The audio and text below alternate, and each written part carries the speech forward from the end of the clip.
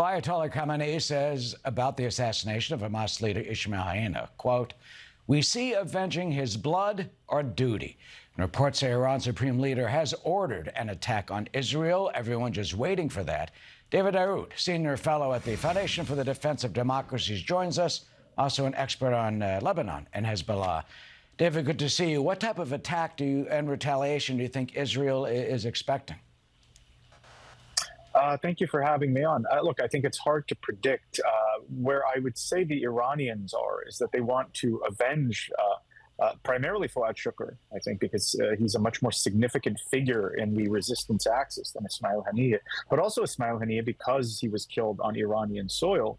But they don't want to take things to a full-blown conflict yet. That is my sense. Now, that could be possibly inaccurate. So we could see, very likely, a situation or a scenario similar to April 13th, where Iran and its proxy militias fire projectiles of different kinds, drones, loitering munitions, ballistic and cruise missiles at the Israelis, a large part of them perhaps to be intercepted again.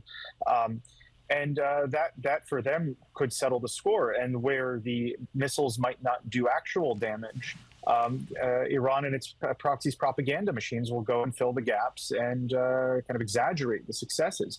I also see Hezbollah most likely joining in this attack to avenge its fallen commander, because that would give it kind of the biggest shield, the biggest cover against an Israeli retaliation or a potential escalatory spiral with the Israelis. Why is Shukr to them much more important in your view than Haniyeh?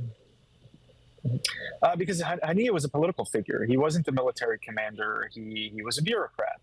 It doesn't mean he wasn't a bad person or a significant figure in Hamas, but in terms of his footprint, in terms of the services that he could provide to the resistance axis writ large, he wasn't as significant a figure as Fuad Shukr, who is a storied military commander in Hezbollah. I mean, this is a figure who was, according to according to U.S. State Department, had a role in the U.S. Marine barracks bombings. According to Hezbollah, according to Secretary General Hassan Nasrallah, this man led Hezbollah's team that fought in Bosnia during the 1990s. So this is a big military commander that allows Iran to expand its footprint, whereas Haniyeh does not offer that exact same, or did not offer that same role. That bombing in 1983 took the lives of 241 Marines. I remember very well interviewing the mother of one of them who was killed in that, saying her son was doing his duty for our country. Is that a sense of the wider animosity and the death to America chance that we still hear emanating out of Iran? And do you think that the current administration, President Biden, and going into a Harris administration potentially, would hold their feet to the fire, or just the opposite? Look, sanctions have been relieved. They've been given billions of dollars of their own oil revenue. There are critics who say that the administration has been propping up and helping Iran when the opposite should happen.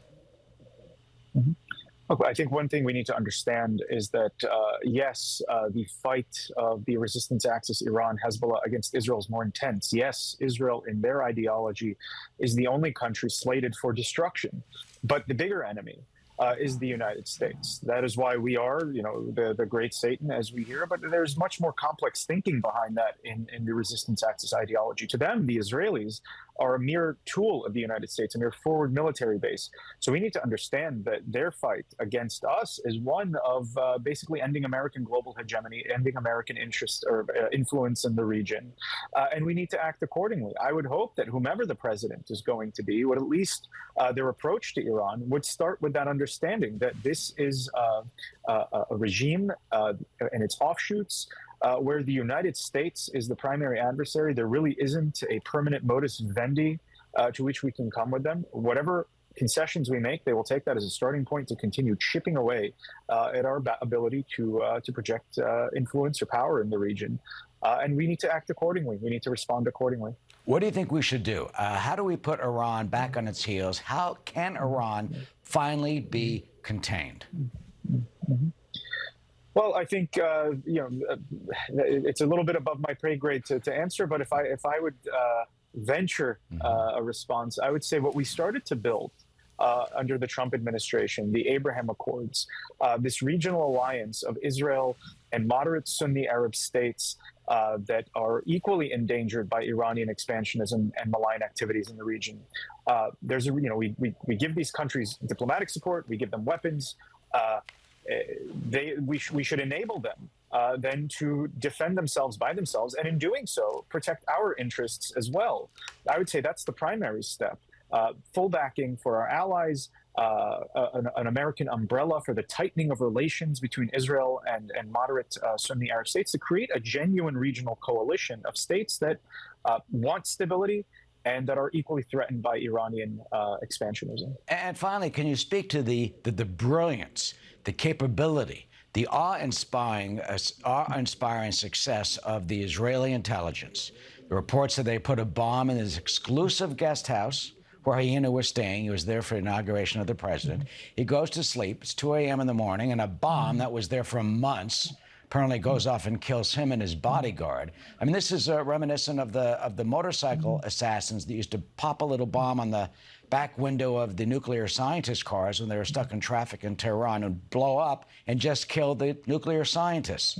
This is an incredible, sophisticated operation to be able to pull that off at the incredible embarrassment of the mullahs. Speak to that, if you will, as a final note to Israeli capability, defiance, and it's brilliant success. Look, I would say that October 7th, the intelligence failure that happened there was a dark moment in the history of Israel's intelligence agencies collectively, be it Mossad or Shin Bet or military intelligence. Since then, however, what we've seen is, as you've noted, the brilliance of military intelligence, or Israel's intelligence apparatus, is not just with the assassination of Haniya, but if we look at Hezbollah, right, the ability to locate these commanders, figure out where they are, what their roles are, what they are at a specific time and place, and to assassinate them, that is a testament to the far reach of Israeli intelligence, their ability to gather precise intelligence, precise information on the identity of these commanders and their specific whereabouts at a given time, and to enable the IDF at that point to do what needs to be done. What we saw with Haniya, very much in a similar vein, and you spoke to the complicated nature of carrying out this assassination.